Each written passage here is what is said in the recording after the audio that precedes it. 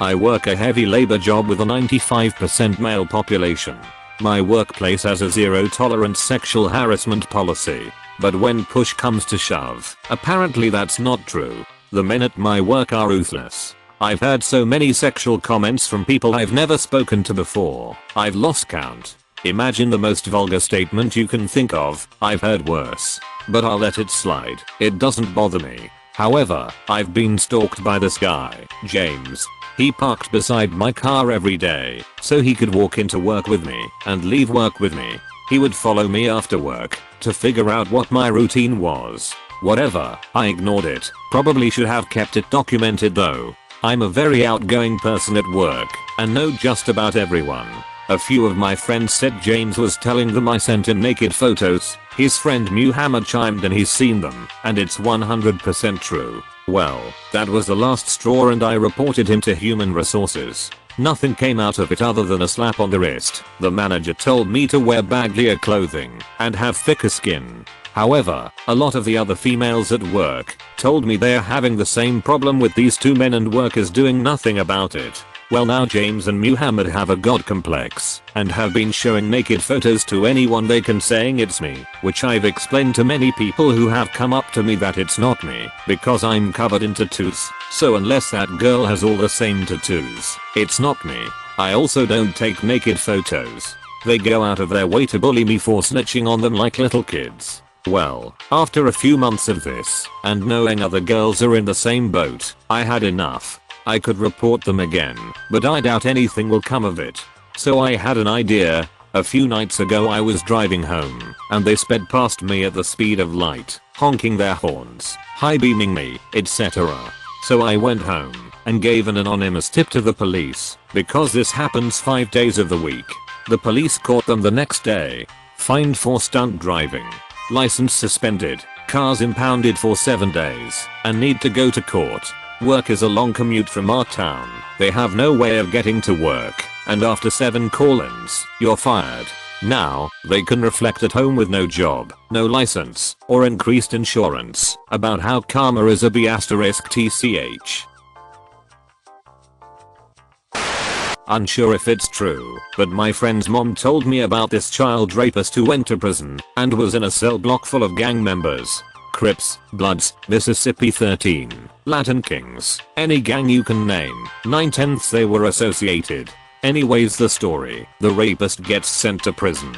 His child he raped comes by, and he talks dirty in front of everyone. One of the gang members who got a visit at the same time overheard the convo, and told the others. And anyone who knows simple gang violence, Crips and Bloods don't get along. So they all got together, prison shanks and all. The next morning, his guts were found across the room, and in his blood on the floor next to him is written, "Child rapists, this is a message." I couldn't believe, because I was so young, but now I don't doubt it.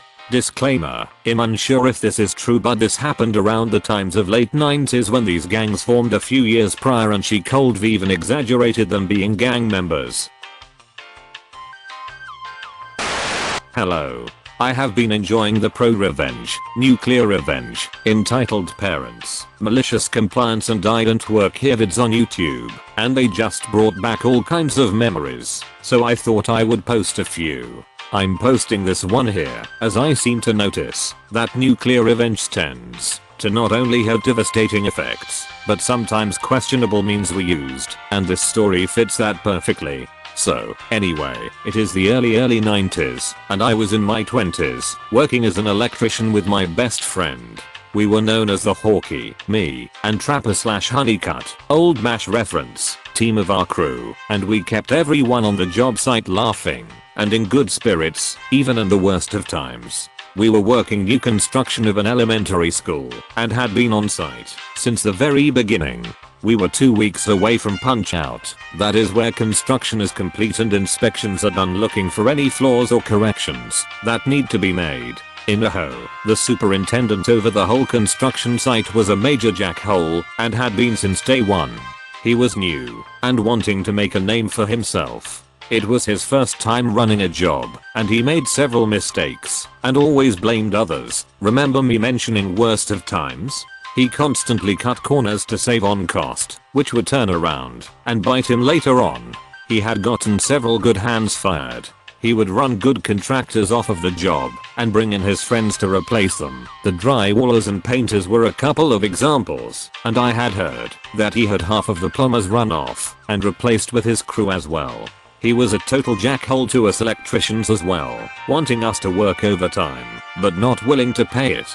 He was really wanting to keep us behind so that he could charge the company fines. Our small company finally brought in a couple of extra hands, which pissed him off even more because we were starting to catch up. By the time Christmas rolled around, we were ahead of everyone else, and as mentioned, the job was nearing punch-out status.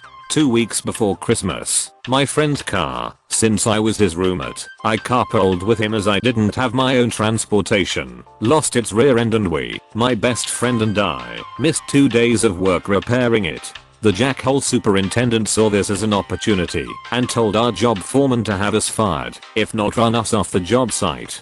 He tried to kick us off property himself, but since he had no legal means, tried to have our job foreman run us off, citing we were unsafe and a distraction keeping others from getting any work done. His argument was dismissed since, as I mentioned, we were ahead of everyone else. It was the day before Christmas Eve, our last day before we would be off for the holiday. He knew our supervisor, who was visiting that day, was deathly afraid of snakes. Earlier that day, a small rattlesnake had been found hibernating beneath a porta-john that had been moved and killed. Gotta love Texas. The jackhole superintendent had brought a cooler full of beer for his crew for when the day ended. Well, our supervisor made his rounds, inspecting our work and talking to our foreman, and since we were his last stop, was ready to leave and start his holiday. The superintendent told him to have a beer and pointed out the cooler. Our supervisor opened the lid to the cooler and had a heart attack. Literally, the dead snake was inside. When the EMTs finally cleared him, the supervisor was telling him that he saw me and my friend at the cooler earlier that day and blamed us. Of course, we had been under the foreman's nose all day, in which half of it was with the supervisor, and our supervisor was aware to the jackhole's tricks, so he did not give in to the demands of us being fired. Now for the nuclear revenge. My friend and I did not take kindly to our supervisor being harmed, nor to the blame being pinned on us. Do to us what you will, but do not harm those in whom we have respect. Like I said, it was the last day of work before the Christmas holiday. We had Christmas Eve and Christmas off. After work, my friend and I drove to a bait shop and picked up a gallon of Catfish Charlie. For those who don't know, catfish are attracted to really foul odors, and Catfish Charlie was one of the stinkiest baits used for fishing for catfish. I mean, one whiff will turn your stomach and you will turn green. A cast iron stomach is what's need, not to just lose your lunch. We drove back to the school and around back to where the air handler unit was. For those who don't know, the air handler is a main environmental unit of commercial buildings, /heating. We opened up the main intake duct and dumped the whole bucket of the Catfish Charlie and closed the duct back up. For good measure, we had also added about 1.5 pints of water and stirred into a nice thinner paste so that it would not quickly dry out. I did learn that, even though long-time smokers, I could hold my breath a full 1.5 minutes, and my friend 2 minutes, probably due to him being ex-military. Neither of us could see for about 10 minutes due to the tears, and it was a miracle we didn't lose the contents of our stomachs. Even in Texas, winters can get cold, including on the coast, and this was a particularly cold winter, staying in the 20s and teens if it even snowed on Christmas. Not enough to write home about, which maybe happens once every 10 to 15 years. Remember, this was Wednesday, and like I said, we had Christmas Eve and Christmas off, and then the weekend. 4 full days for that stink bait to stew in the running heating system.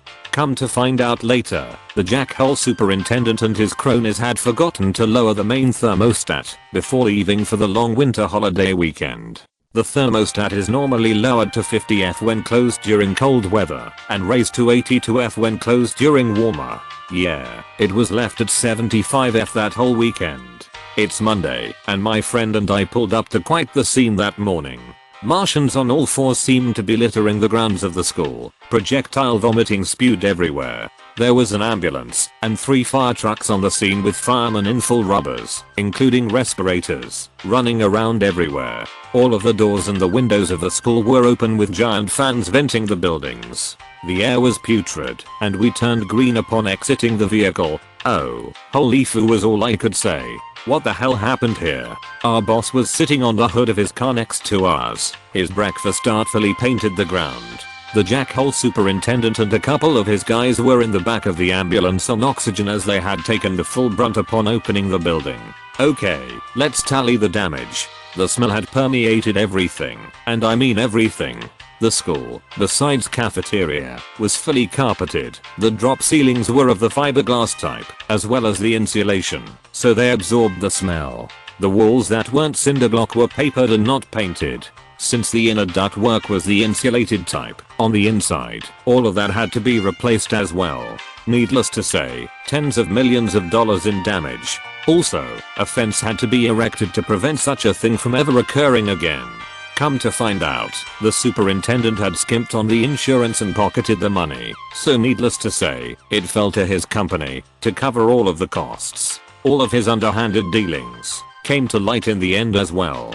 Needless to say, he lost his job and was arrested, losing his contractor's license forever. Our boss never said anything, but I'm thinking, due to the way he always grinned at us after that day, that he had his suspicions that it was us.